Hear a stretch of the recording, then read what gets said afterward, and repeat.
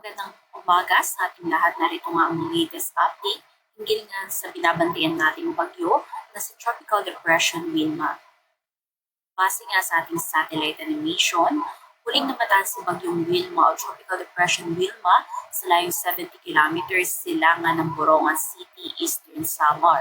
Sa ngayon, may taglay na lakas ng hangin na umaabot ng 45 kilometers per hour malapit sa sentro at mga pagbukso na umaabot hanggang 55 kilometers per hour.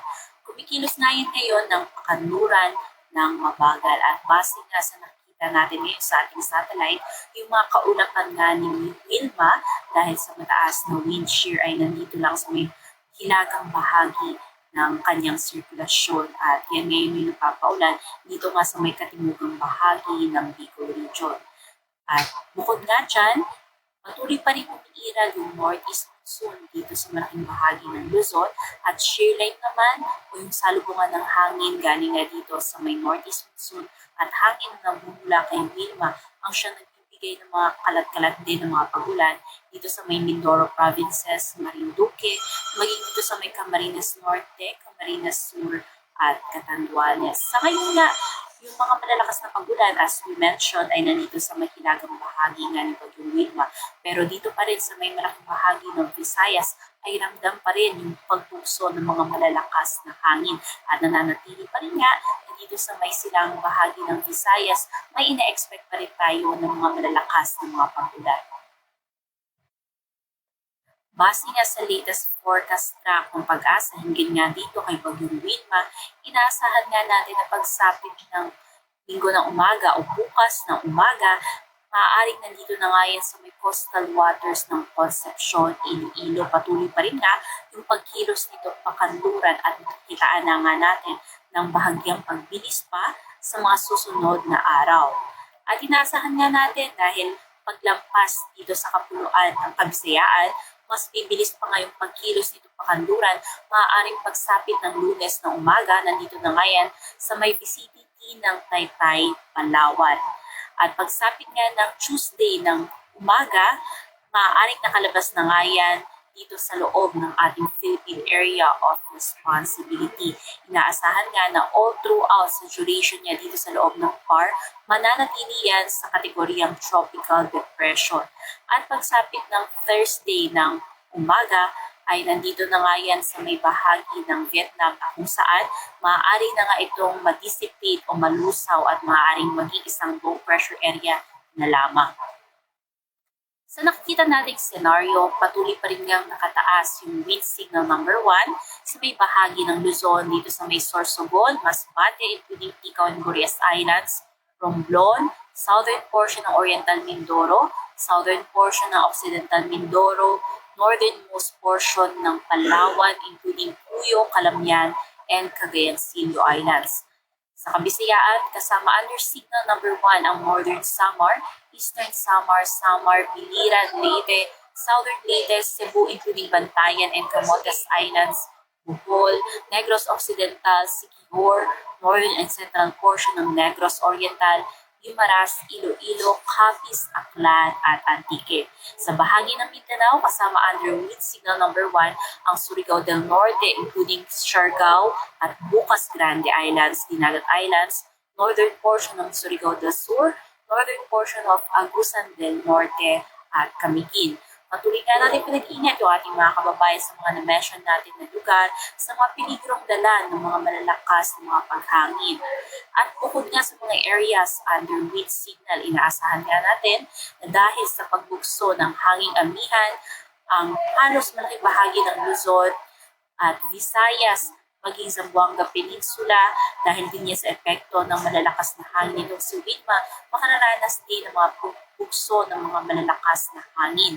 Kaya halos po sa buong kapuluan ng Pilipinas, mag-iingat po sa mga malalakas o sa mga peligrong dala ng mga malalakas na hangin, which is magpapatuloy po yan for the next 2 days. However, by Monday, yung mga pagbukso ng malalakas na hangin ay nandito na nga lang sa may bahagi ng Western Visayas. In terms naman ng mga malalakas na mga pagulan, ngayong araw saan inaasahan na nga natin na magla-landfall dito sa may silang bahagi ng Visayas, itong si Bagyong Wilma, nakafocus yung malalakas na mga pag-ulan dito nga sa may bahagi ng Camarines Sur, Catanduanes, Albay, Sorsogon, Masbate, Northern Samar, Samar at Eastern Samar. Umaabot nga yan ng 100 to 200 millimeters ng mga pag-ulan. Again, yung mga ganitong dami ng mga pag-ulan, maaari na yung magdulot ng mga malawakang pagbaha at pag-uho ng lupa. Kaya patuloy natin pinag-iingat yung mga ating mga kababayan, especially nga dito sa mga naka-orange na mga warnings or weather advisory dito sa mga nakalagay sa ating mga mapa. At bukod nga dyan, dahil sa shear line, aabot ng 50 to 100 millimeters yung mga paulan sa may Quezon, Camarines Norte, Marinduque, maging dito nga sa may Romblon. At sa mga pag-ulan na nanggagaling sa Bagyo, 50 to 100 millimeters din yung aasahan ng mga paulan sa may Panay Islands, kasama dyan ng Aklan, Antique, Capiz, Iloilo, dito sa bahagi ng Guimaras, Negros Occidental, Cebu at Leyte.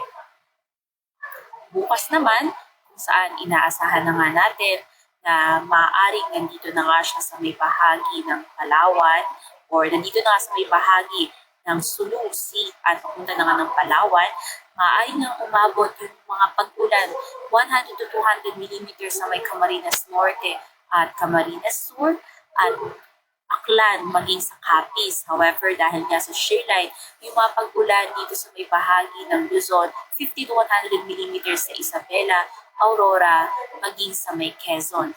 At sa mga ilang bahagi nga ng kapuluan ng Visayas, 50 to 100 millimeters nga din yung mga pag-ulan na aasahan dito sa may Catanduanes, Albay, Sorsogon, Masbate, Oriental Mindoro, maging Antique, at Iloilo. Patuloy nga yung malalakas natin mga pag-ulan hanggang bukas. At pagsapit nga ng Lunes, na kung saan yung si Bagyong Wilma nga ay maaaring nandito na nga sa West Philippine Sea, yung mga pag-ulan na dadalhin niya ay abot na lang ng 50 to 100 millimeters dito sa may Mindoro provinces at sa Palawan. However, yung shear line nga natin ay tataas pa at mas maraming areas yung maapektuhan dito sa may Northern Luzon at aabot yung mga paulan 50 to 100 millimeters sa may Cagayan, Isabela, Aurora, Quezon at maging sa may Marinduque. Kaya sa susunod nga na tatlong araw, asahan po natin yung mga malalakas ng pag-ulan, especially dito sa may silangang bahagi ng Northern and Central Luzon, malaking bahagi ng Bicol Region at Visayas at mangilan-ngilang bahagi din or malaking bahagi actually ng Mimaropa. In terms naman ng mga pagtaas ng mga pag-alon, kasalukuyan ng nakataas ang gale warning dito sa may eastern seaboards ng Visayas. Makikita nga natin kasama dyan mula dito sa may Giwan pataas hanggang sa may Bicol Region, yung mga isla nga dito sa may bahagi ng Bicol Region at Quezon, yung northern and eastern seaboards or yung mga exposed nga sa karagatan kasama po dyan. Hanggang dito nga yan sa may seaboards or eastern seaboards ng Southern Luzon at eastern seaboards din ng Northern at Central Luzon. Yung mga naka-highlight na mga areas nga dito sa mapa na may nakataas na gale warning, which is, as we mentioned, from Giwan, eastern seaboard, usually mga isla, up until dito nga sa may bahagi ng Cagayan, particularly dito sa may Santa Ana.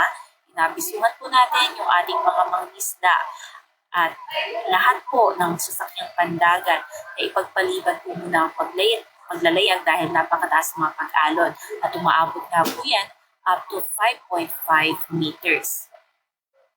At yan po ang latest mula dito sa Pag-asa. Ang susunod po natin na update ay mamaya po alas 11 ng umaga. Ito po si Charmaine Varilla, nag-uulat.